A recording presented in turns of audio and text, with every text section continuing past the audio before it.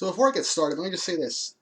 I was originally going to do a review of 178, but on the day I was going to do it, I already reviewed 3 other series, and I had some stuff to do and finish up, and I never really had time or a quiet time of the day to record my review of 178. So right now, I'm just deciding to make a double review since I haven't done something like this in a while due to time constraints and stuff like that. So, chapters 178 and 179 of The Promised Neverland. I loved them both. I really did. I honestly believe that this could end up being a pretty decent end to the series, but also a possibility for maybe a sequel, a spin-off, or hell, maybe even one more arc. It could be just one more arc, like a mini arc that fully cap off the series. So what happened in chapter 178, which I was unable to review? Well, it starts off with Mujika and Sonju visiting the kid at Gracefield, meeting up, talking, and stuff like that, confirming everything. Mujika giving her condolences to Isabella dying, with all that, and after confirming everything that's been going on, they decide it's time to go to the human world. So Emma manages to get everyone to the bottom, to the very underground of Gracefield. So we see the same thing like at Goalie Pond, a river of water with an island in the middle, and what's in that island is in fact a staircase going down, which is what people have been using to bring stuff in and out of the human world. So this does confirm what Emma promised. So hold on.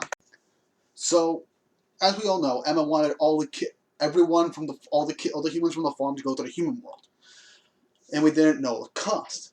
So we got to reveal the cost. I don't. After all this time reading The Promised Neverland, I don't know what this demon god's name is, so I'm just going to refer to him as a demon god. I don't know why I'm so lazy to look up the actual translation of the name, but anyway, it says that what he wants return is Emma's family, which much to everyone's shock when Emma's explaining all this. But then he says there's a problem, and essentially a contradiction. Your family is among the people that are supposed to go to the human world, which means I can't take them. So that is a problem of what he'd have to take. But then in a shocking turn of events, he says, that's fine, I don't need a reward. Much to everyone's shock, because every time someone needed to do a promise, they'd have to give up something just as important or do a condition, some sort of condition. So with all that said and done, for him to say, it's fine, it was like, what? Really? After all that, we could have done this for free?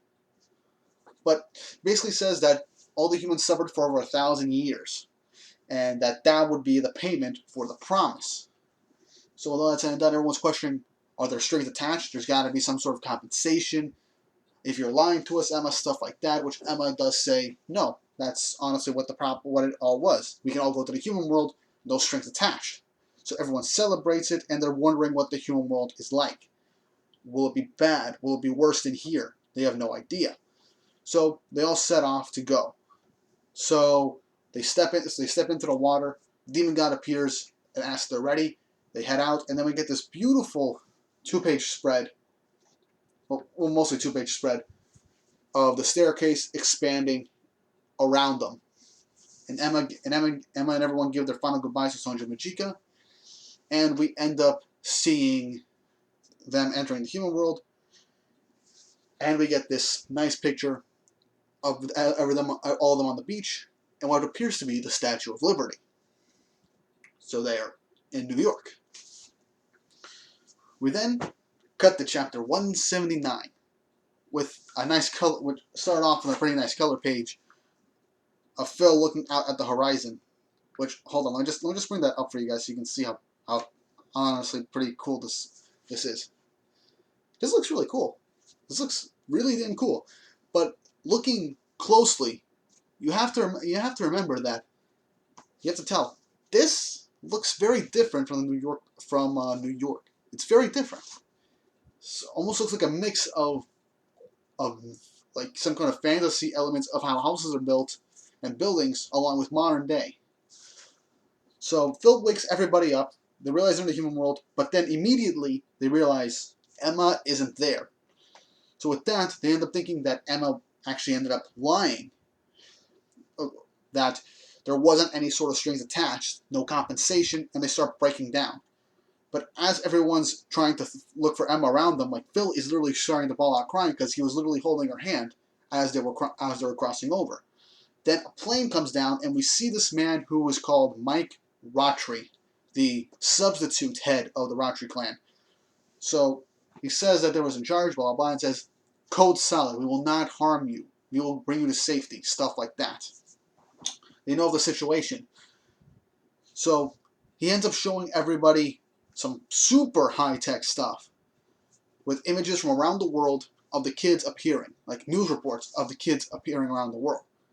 So it does show that this is a massive event in that not all the kids were here in New York, just basically Gracefield housing everyone with Emma, and that the Rotry clan is in fact bringing everyone around. And it is revealed that they are in the North American branch of the Rotry clan. That's where we go to, and we get some big exposition of the state of the human world, because it's 2047 and it's very different from what everyone thought. The world's different, and that everything was 2015 essentially, from what they learned from 2015. So I'm just going to read this off right now because it's a lot for me to remember off the top of my head. So here's what it says. From the year 2020 to 2030, there are recurring instances of abnormal weather, natural disasters, epidemics, and food shortages. And a world war erupted and lasted for 10 years. With so many lives lost and the system broken, the world changed drastically. So before I continue, first of all, two things. Abnormal weather conditions, it's happening in real time, so obviously some real world events are taking place. Epidemics, the current epidemic going on right now. I mean, in a past chapter, when Peter Roger was talking about the human world, essentially, the creator literally dropped an Easter egg mentioning the coronavirus in the panel of someone like spray painting it on the wall. So there's that. So we know that from this 10-year period, right now it's 2020, who knows, maybe he'll announce the future. I mean, it's not that, for some reason, a lot of sources of media somehow manage to predict the future, which is honestly kind of scary in a sense, especially if this is an actual thing. I'm sorry, I'm rambling again. Let me continue. So, only caring about yourself at the expense of others would no longer work. In order to survive, humanity as a whole needed to be saved. National borders were abolished, the world became one large nation. There are still many challenges, but humanity has finally started to move forward. We're in the midst of reconstruction. So essentially, after natural disasters, epidemics, a world war that lasted 10 whole years, humanity decided, you know what, and food shortages, they decided, okay, so just relying on our own countries won't work. So they abolished all national borders, made every country in the world one large nation, fully uniting everybody, which means there's no real sense of immigration, which means you can just go and come wherever you want. Actually, that actually is an idealistic way of solving the immigration problems and illegal immigrants, because if everything's one giant nation, then really you can't have illegal immigrants. And people can just go to whatever country they want on vacation or whatever. And it's not really, actually there wouldn't be any need for passports also, especially if it's one giant nation. So, yeah.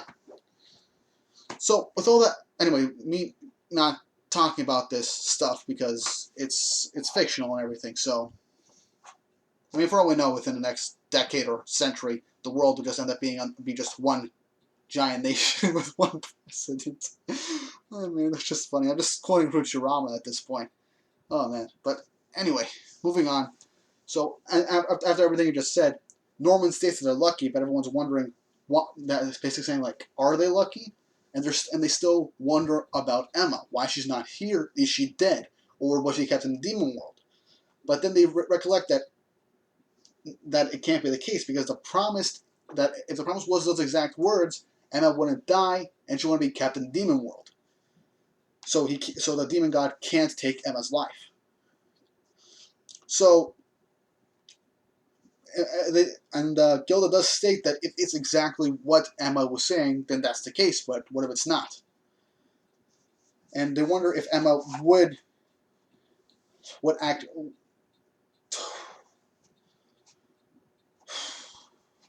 wondering if whether or not she'd take care of the whole thing by sacrificing herself.